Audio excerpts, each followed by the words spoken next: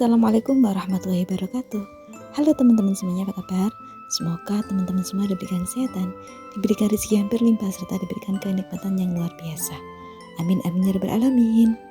Kegiatan hari ini adalah kegiatan sore hari tanpa si kecil ya teman-teman ya. Sebenarnya sudah dari tadi pagi sekitar jam 9-an itu kok jam 9, sekitar jam 10 itu si kecil sudah berangkat ke rumah tantenya untuk berlibur atau bermalam di sana, karena kan hari ini liburnya 2 hari ya, hari Sabtu dan Minggu. Jadi si kecil pengen nginep di sana.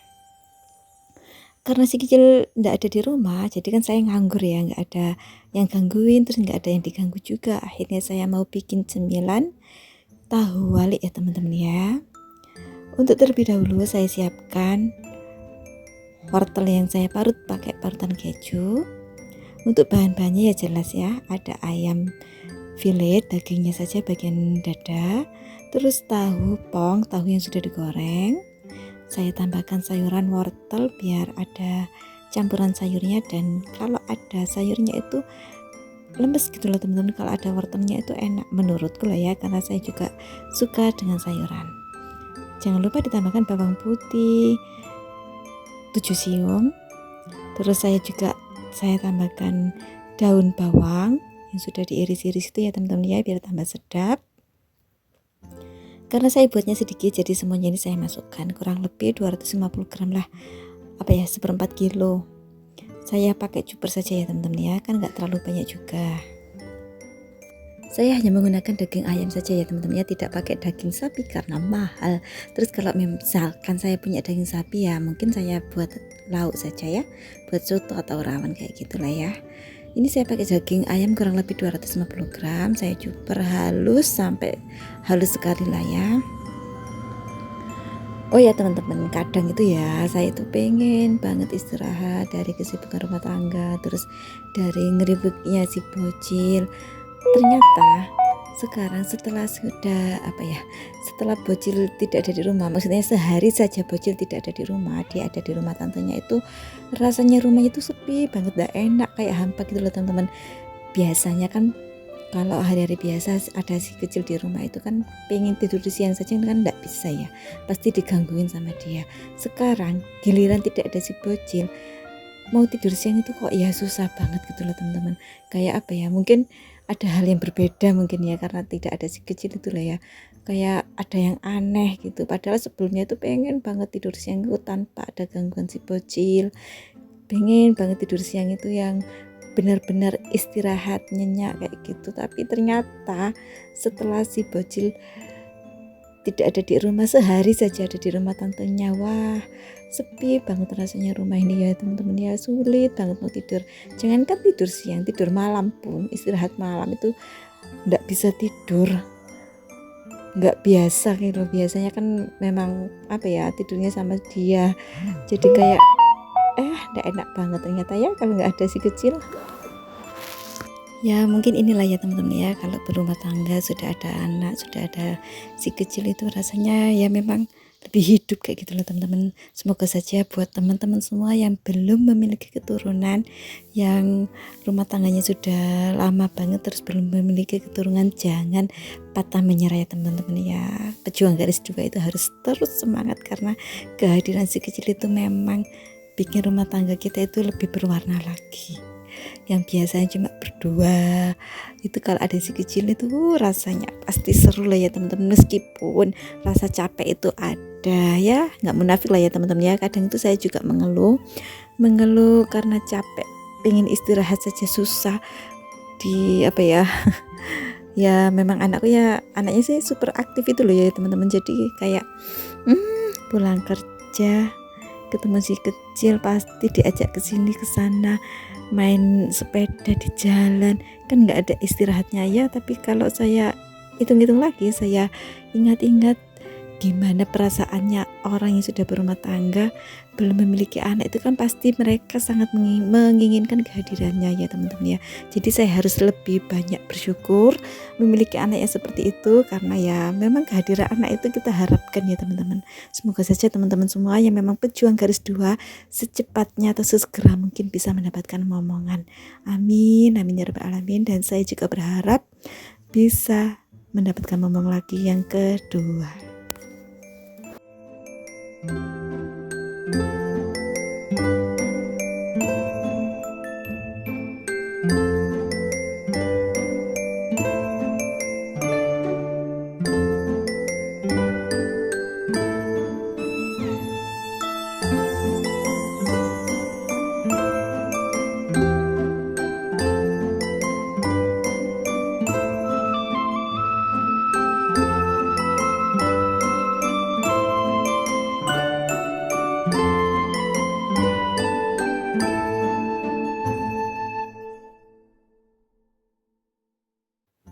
Untuk adonannya sudah halus ya teman-teman. Tadi saya coba 2 kali karena wortel yang saya serut di parutan keju itu ternyata masih terlalu panjang.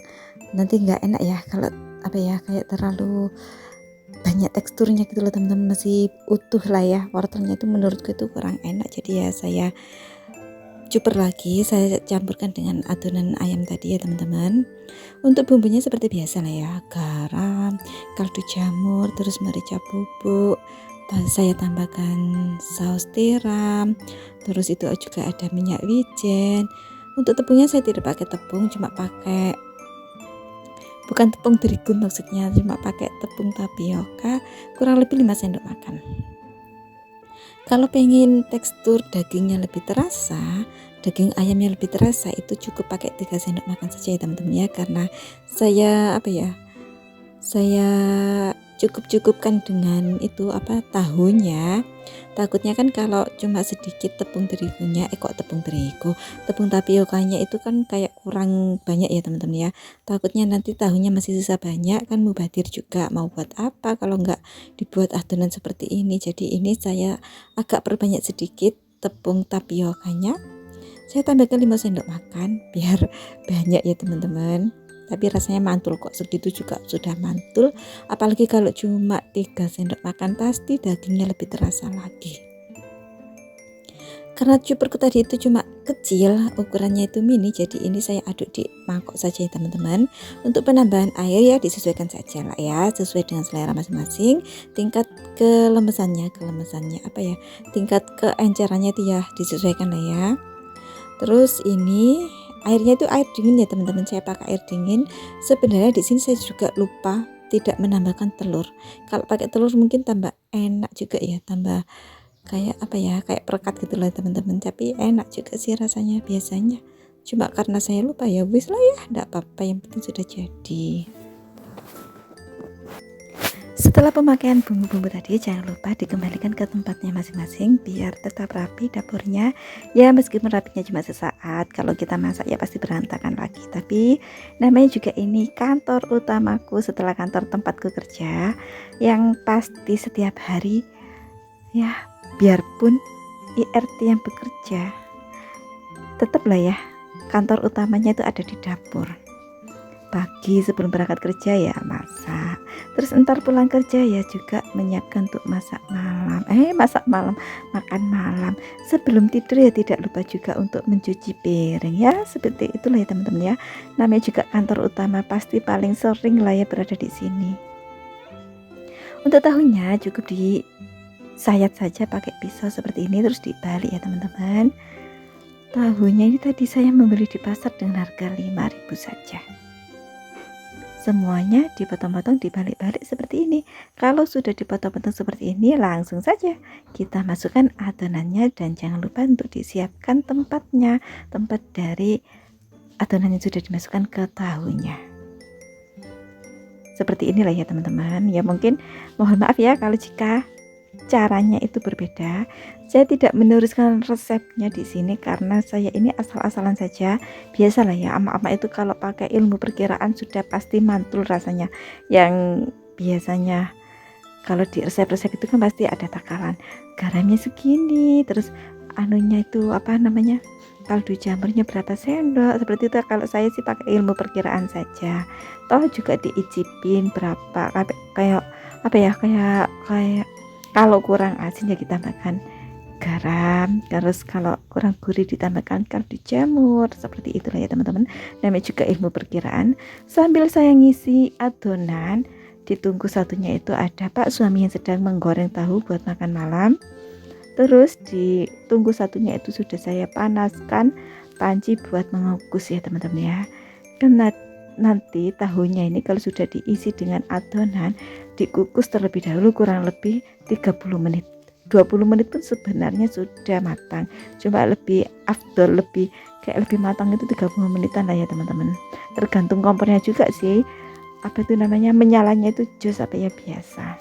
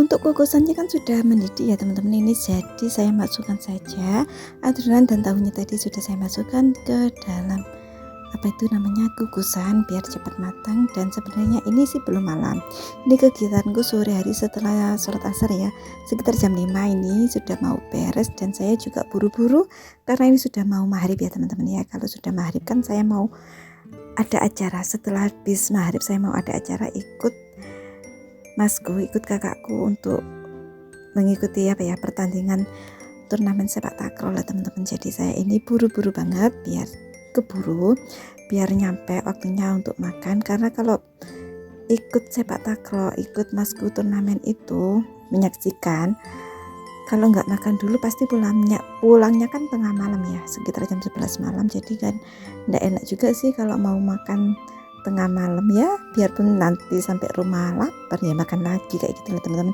Tapi kalau belum makan ya nggak enak juga rasanya ya. Jadi ini saya mau mempersiapkan lauk dulu. Tadi Pak suami sudah menggoreng tahu, terus sekarang saya mau bikin dadar telur saja. Terus saya bikin sambal kecap ya, biar satset gitu loh teman-teman, nggak perlu pakai sayur dulu. Untuk malamnya itu kan biasanya saya pakai menu yang paling simpel lah ya teman-teman, biar cepet. Karena kalau malam juga itu kayak apa ya, masaknya itu cuma untuk sekali makan, jadi ya santai saja, ambil yang simple-simple saja. Ditunggu satunya itu mengukus tahu wali, terus yang ditunggu satunya saya mau menggoreng telur dadar.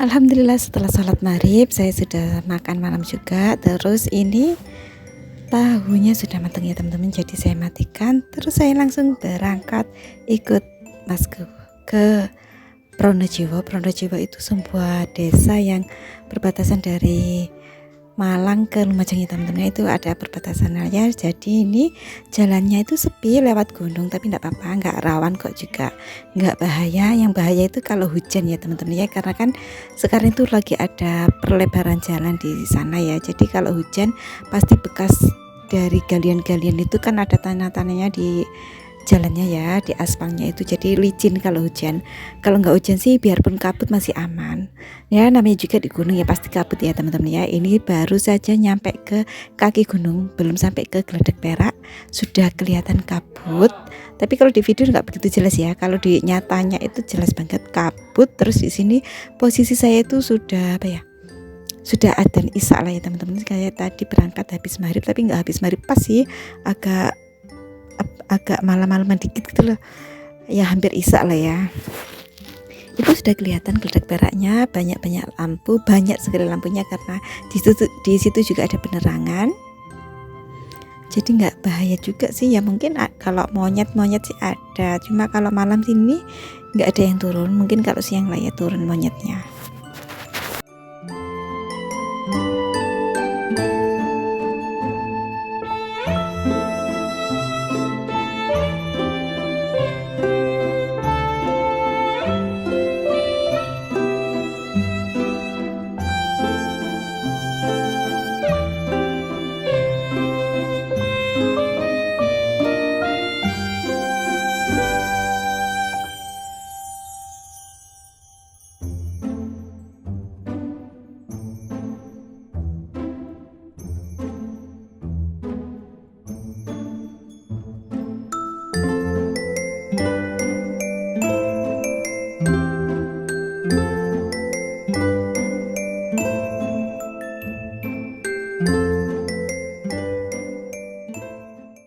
Singkat cerita, ini sudah nyampe di lokasi teman-teman ya, karena cuacanya itu dingin, hawanya itu kan namanya juga pegunungan itu dingin. Jadi saya beli kopi hangat saja.